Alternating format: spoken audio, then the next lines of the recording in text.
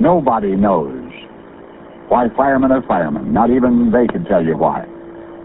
But it is time somebody try.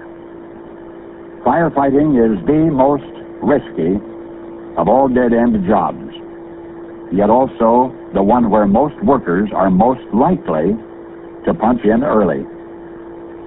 It's hard enough to believe that. It's impossible to explain it. Fire and ice are uncomfortable separately or together. Wives hate the hours, kids love the noise. Fire and ice. Any day at the firehouse, the bell from hell puts the dispatcher on the horn with a tenement tinderbox address, into bunker pants, rubber turnout coat, grab the mask and go. Minutes later, you're on site. As others run out, you go in. You'll need all you can carry. The 4-pound axe, a 6-foot hook, the Halligan pry bar. The ceiling concealing the smoldering has to come down, and it's one of those stubborn tin ones. In the scary dark, with heat eating your ears, you're gouging out and tearing loose and pulling apart, gulping air and tasting black. Your windpipe is closing, and you've lost track of which way is out. Is it really worth it? They've budgeted cut your ladder company from 6 men to 5, so now everything you do is 16.67% more difficult and more dangerous. Your air is low. Inside your mask, you're throwing up.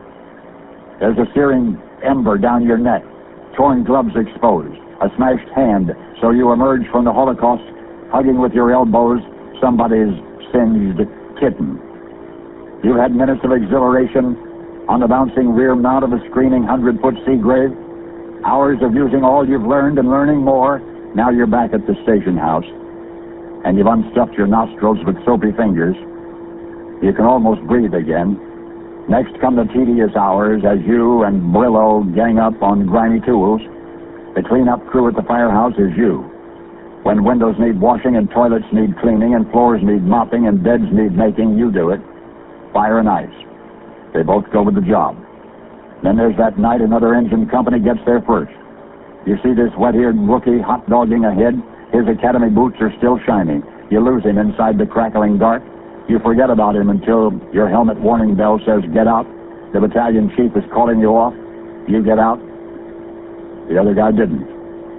He'd heard a scream from the bottom of burning basement stairs, and he'd headed down there when on the bubbling tar paper roof the 3-ton compressor broke through. That day, we lost 2. Oh yes, firemen cry, but only briefly, because now comes the inevitable and ever more paperwork just in case OSHA complains or somebody sues. Is it worth it? Your B crew pumper swapped his day shift so some family guy could be home for his kid's birthday, and then outbound toward a false alarm, your buddy gets blindsided by a hot rod driven by a drunk. Fire and ice. The intercom barks again. This time it's a warehouse, a big, fat, multiple blaze, probably torched. On-site engine men draped with icicles, dragging a 3-quarter pre-connect froze hose, are waiting for your big line. Laddermen can't make the building without you. Search, rescue, ventilate. Eventually it's over and out. You're smoke-smudged and sleepless and wrung out. But this one you won. Behind graffiti-fouled walls, you saved what you could. But the raging blaze that wanted to consume adjacent buildings did not. And it did not, because you were there. Back at the firehouse before cleanup, you and the guys sit a spell, tired but stimulated, drinking coffee, laughing, feeling good about one another. Nobody outside your world can ever know this feeling. In any other uniform, you get streets named after you for killing people. In this one, you risk your life to save people until one day you run out of chances, and at one final fire, either you buy it or you don't. If you don't, it's only eventually to be brushed off with a puny pension. And yet there is no third way that you'd ever leave this job, and you're doubting even God knows why. You're out of the shower now. Most of the grime and some of the cynicism are down the drain when you hear a strangely familiar voice saying, "It is worth it. It is worth it." And you're hearing this voice, and there's nobody there but you. It's a quiet voice from nowhere saying, "For salvaging things and people from flames, I have to rely on your hands.